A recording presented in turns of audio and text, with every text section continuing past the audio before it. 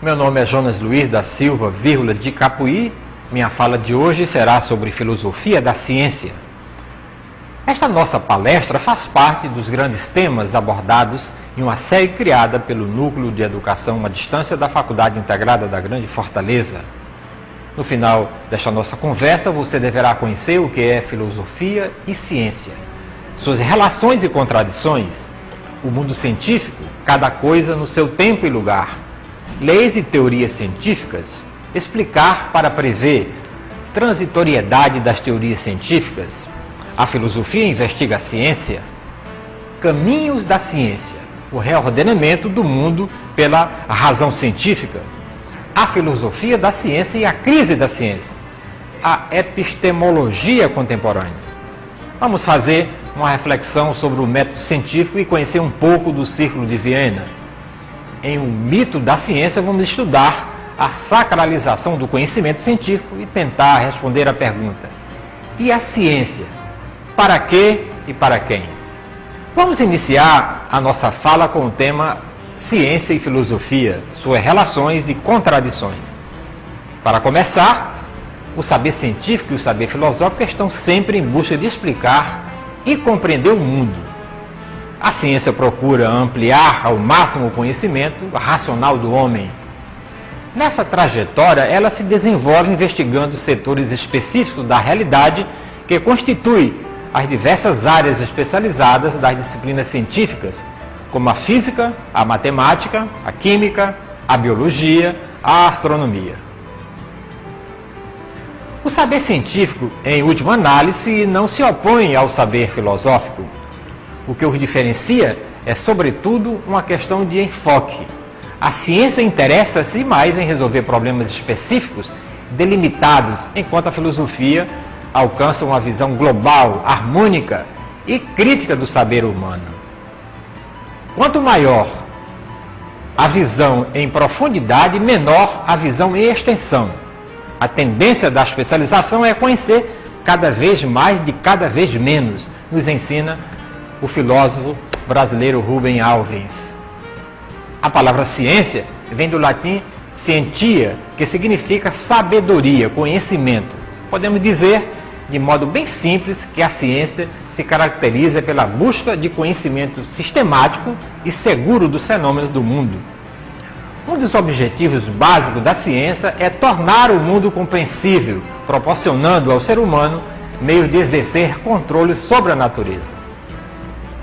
Assim, desenvolvendo uma visão positiva da ciência, Bronowski afirma que, através do conhecimento científico, o homem domina a natureza não pela força, mas pela compreensão. Mas será isso possível? O filósofo alemão Nietzsche já dissera que não. Para ele, não é natural e pacífico conhecer a natureza. O conhecimento se dá através da força e da dominação, isto é, todo conhecimento implica poder. Sobre essa relação entre ciência e poder, Horkheimer e Adorno diriam, tempos depois: o ditador trata o homem como o homem trata a natureza. Ele os conhece para melhor os controlar. Assim, nessa visão negativa da ciência, a insaciável sede de conhecimento transformou o mundo num inferno tecnológico e causou certa regressão dos valores humanos. Cabe, portanto, ao filósofo refletir sobre essa ambiguidade da ciência, suas pretensões, suas possibilidades, seus acertos e seus erros, buscando compreender algumas questões, como, por exemplo, qual a especificidade do saber científico, quais as condições e limites desse conhecimento, qual o sentido da ciência, qual o valor da ciência para a vida humana e quais os limites da atividade científica. Vamos agora ver o que o método científico é. Cada coisa no seu lugar e tempo. Comumente pensamos que o conhecimento científico se alcança através de um método científico. Mas o que é um método científico? É o modo de proceder dos cientistas ao conduzirem suas investigações envolvendo um núcleo comum de atividades que costuma ser chamado de método científico. O método científico apresenta, de modo geral, uma estrutura lógica que se manifesta nas etapas a serem percorridas para a solução de um problema. Vejamos um esquema básico dessa etapa: enunciado de um problema, formulação de hipótese, testes experimentais da hipótese e a conclusão. Vamos explicar agora uma a uma cada tópico. Vamos para o enunciado de um problema. Observando os fatos, o mundo, o cientista anuncia um problema que o intriga e que ainda não foi explicado pelo conjunto de conhecimentos disponíveis. Nesta etapa, o cientista deve expor seu problema com clareza e precisão e procurar todos os instrumentos possíveis para tentar resolvê-lo. Aí vem a formulação da hipótese, que é tentar solucionar o problema. O cientista propõe uma resposta possível, que constitui uma hipótese a ser avaliada na sua investigação. Isso significa que a hipótese é uma resposta não comprovada, que deve ser testada cientificamente. E vem os testes experimentais da hipótese. O cientista testa a validade de sua hipótese, procurando investigar as consequências da solução proposta. Essa investigação deve ser controlada por ele para que o fator relevante previsto na hipótese seja suficientemente destacado na decorrência do fator ao problema. A conclusão, o cientista conclui a pesquisa científica, confirmando ou corrigindo a hipótese formulada e testada. O método científico não é receita infalível. Esse método não pode ser visto como receita rígida de regras, capaz de garantir soluções para todos os problemas.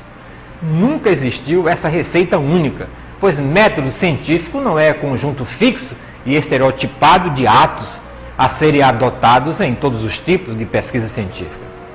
O que chamamos de método científico consiste na preparação de uma estrutura lógica de ações, frequentemente utilizada nas pesquisas científicas, mas, por si só, não é suficiente para garantir o êxito desses empreendimentos. O resultado satisfatório de uma pesquisa depende de amplo conjunto de fatores que abrange desde a natureza do problema a ser pesquisado até os recursos materiais aplicados na pesquisa e depende, sobretudo, da criatividade e da inteligência do pesquisador. E as leis de teoria científica? Elas explicam para prever. Analisando os numerosos fatos, percebemos a ocorrência de fenômenos regulares, como, por exemplo, a sucessão do dia e da noite, das estrelas do ano, o nascimento dos seres vivos, a atração dos corpos em direção ao centro da Terra, etc. Para conhecermos a ocorrência de regularidades, devemos observar os fenômenos semelhantes e classificá-los segundo suas características comuns. Ao examinar regularidades, a ciência procura chegar a uma conclusão geral que possa ser aplicada a todos os fenômenos semelhantes. Através desse processo, ela procura formular leis científicas. Nesse sentido, as leis são enunciados generalizadores que procuram apresentar relações constantes e necessárias entre fenômenos regulares. As leis científicas desempenham duas funções: resumem uma grande quantidade de fenômenos regulares, favorecendo uma visão global do seu conjunto, possibilitam a previsão de novos fenômenos que se enquadram na regularidade descrita, e as leis costumam fazer parte de uma teoria científica que especifica a causa ou o mecanismo subjacente tido como responsáveis pela regularidade descrita na lei. Portanto, a teoria tem como objetivo explicar as regularidades entre os fenômenos deles e fornecer uma compreensão ampla. Costuma-se dizer que explicar e prever constitui a função fundamental das leis e teorias científicas.